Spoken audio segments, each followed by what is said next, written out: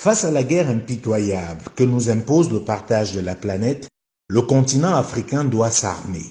Mais seulement il est indispensable de connaître le type de guerre pour choisir le type d'armes à acquérir. La guerre la plus ravageuse aujourd'hui, ce n'est pas la guerre conventionnelle. Cette dernière, bien que spectaculaire, n'est pas celle qui fait le plus de mal. La guerre la plus redoutable, c'est la guerre économique. Sa particularité, c'est d'être une guerre subtile, car personne n'admet officiellement qu'il l'a fait. Pourtant, c'est le socle de la puissance de toutes les grandes puissances. Les premiers acteurs de cette guerre sont les multinationales, avec toujours en arrière-plan leurs États. L'objectif est le même pour tous. Comment se tailler la plus grosse part du gâteau mondial? Et pour y arriver, on est prêt à tout. Ruse, instrumentalisation du droit, espionnage, guerre conventionnelle.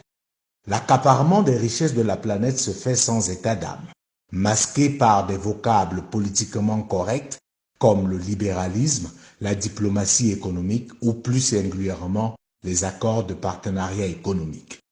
Pendant qu'en Afrique, nous en sommes encore dans la plupart de nos pays à acheter des Kalachnikov ou d'autres types d'armes pour nous entretuer, les autres investissent dans la recherche et l'innovation. Ils investissent dans la conquête de l'information, dans l'éducation, dans la culture. Voilà les nouvelles armes. Si on veut venir à bout des mouvements terroristes, des différentes rébellions, ce n'est pas en achetant des hélicoptères de combat, mais en achetant des livres. Nous ne fabriquons pas d'armes, les autres les fabriquent pour nous.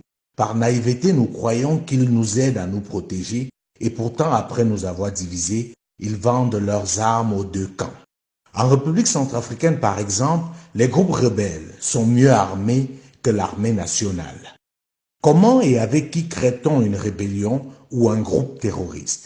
Si les jeunes Africains se retrouvent en grand nombre dans ces groupes, c'est généralement parce qu'ils sont incultes et désœuvrés. Si nous remplaçons les Kalachnikov que nous mettons entre leurs mains juste pour nous éterniser au pouvoir ou le conquérir par des livres, alors nous finirons par y arriver. Mais seulement, il faut que nous prenions conscience et dans les pays où c'est nécessaire, œuvrons pour avoir des leaders éclairés à même de protéger nos intérêts. Tant que nous aurons à la tête de certains de nos micro-États des dirigeants incompétents, nous irons de scandale en scandale. Tenez par exemple, l'Afrique perd chaque année 224 milliards de dollars du fait de l'évasion fiscale. À cause des dirigeants corrompus, la plupart des multinationales qui opèrent en Afrique ne payent pas correctement leurs impôts. Une véritable catastrophe pour nos économies. Car en plus de l'exploitation désordonnée et généralement frauduleuse de nos matières premières, malgré le fait que c'est eux qui fixent le prix, ils ne payent même pas normalement les impôts liés à leur activité. Et je précise, avec la complicité de certains dirigeants africains qui préfèrent se remplir les poches au détriment du bien-être de leur peuple. Les accords de partenariat économique, parlons-en, aujourd'hui présentés par certains comme une opportunité pour l'Afrique, alors qu'en réalité il n'en est rien. L'Union européenne anticipe juste et souhaite freiner les ardeurs de la Chine en Afrique. Mais comme nous ne comprenons pas toujours les enjeux ou faisons semblant de ne pas les comprendre, on s'empresse de les signer. Nous faisons un accord de libre-échange alors que nous n'avons rien à vendre en retour et achetons tout. Pour ce qui est du Cameroun par exemple, certains parlent des facilités que cet accord donnera pour l'exportation de sa banane. Sauf que la banane du Cameroun n'est camerounaise que parce qu'elle est produite sur le sol camerounais.